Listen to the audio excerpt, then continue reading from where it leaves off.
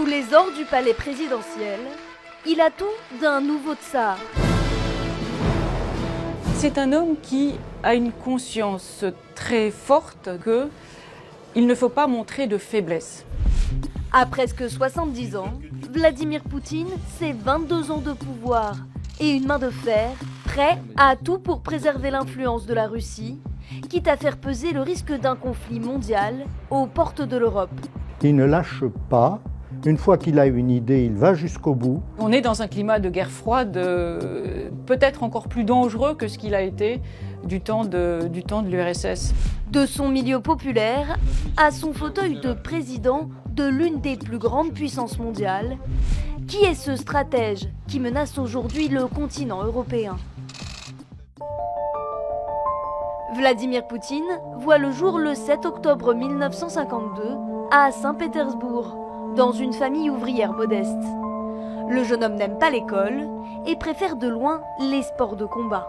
C'est un garçon assez turbulent jusqu'à ce qu'il rencontre le judo. Ça a forgé son caractère, effectivement. Le judo, ça consiste à utiliser la force de l'adversaire pour le maîtriser. Et c'est ce qu'il fait en permanence aujourd'hui en tant que chef d'État.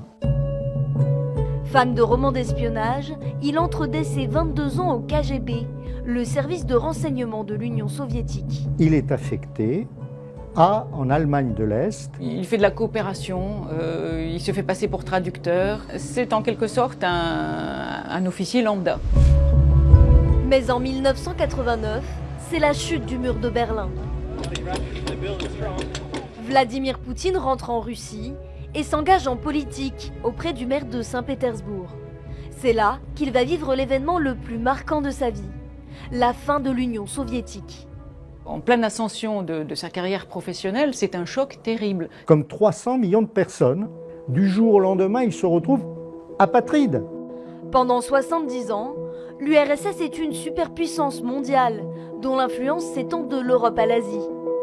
En 1991, elle perd un quart de son territoire et la moitié de sa population. Tout l'environnement politique, économique s'effondre du jour au lendemain. Dans les années qui suivent, la Russie accumule les difficultés économiques. Le chômage et la pauvreté explosent. Dans l'ombre du président Boris Eltsine, Vladimir Poutine va grimper un à un les échelons. Très rapidement, il devient pratiquement irremplaçable. Et le 26 mars 2000, il est élu président. Il dirige donc le pays depuis presque 22 ans. Surtout depuis 2018, sa réélection de 2018, il y a un tournant autoritaire en Russie qui est indéniable.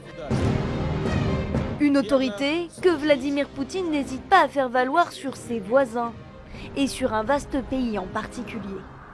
L'Ukraine, c'est l'enjeu central. Pour l'élection présidentielle ukrainienne de 2004, Poutine soutient la candidature du conservateur Viktor Yanukovych face au pro-européen Yushchenko. Ce dernier n'imagine pas que sa vie ne tient qu'à un fil. Il y a eu une tentative d'empoisonnement qui était consécutive à un dîner avec le chef des services de renseignement ukrainiens. C'est possible que ce soit des autorités russes, pas forcément Poutine, mais rien n'est à exclure. C'est finalement le candidat pro-russe qui s'impose. Dès le début de son mandat, Yanukovych promet de coopérer avec l'Union européenne. Mais sous pression du Kremlin, il va petit à petit tourner le dos à l'Europe. En 2013, sur la place Maïdan, les Ukrainiens manifestent alors leur mécontentement. On est dans la rue aujourd'hui car on veut que nos enfants et nos petits-enfants puissent vivre sous les lois européennes, où il n'y a pas de corruption, où les gens sont protégés. La réponse de Moscou est radicale. Il va répondre à Maïdan par la Crimée. La Russie annexe la très stratégique péninsule de Crimée en totale violation du droit international. Mais Vladimir Poutine dément toute volonté de déstabilisation de la région. Nous souhaitons que l'Ukraine retrouve la paix, la sérénité et que soient créées les conditions de sortie de crise du pays. Pourtant, un mois plus tard, Poutine soutient la guerre déclenchée par les séparatistes pro-russes du Donbass à l'Est. En 8 ans, plus de 10 000 soldats sont déjà morts. Et aujourd'hui, le bras de fer avec l'Occident se poursuit. L'enjeu derrière cela, c'est de faire en sorte que l'Ukraine ne devienne pas une base américaine. Parce que le camp occidental, l'OTAN, serait vraiment aux portes de la Russie. Sur ces images satellites, les troupes russes s'amassent. Il serait aujourd'hui 100 000 soldats positionnés à la frontière avec l'Ukraine, pleinement justifié par Vladimir Poutine. Aujourd'hui, ce n'est plus une question d'histoire, mais de sécurité, que nous voulons absolument assurer. Sur le terrain, les démonstrations de force se multiplient pour espérer reprendre la main dans les négociations. Pourquoi des négociations sont entamées? Parce qu'il y a des troupes à la frontière.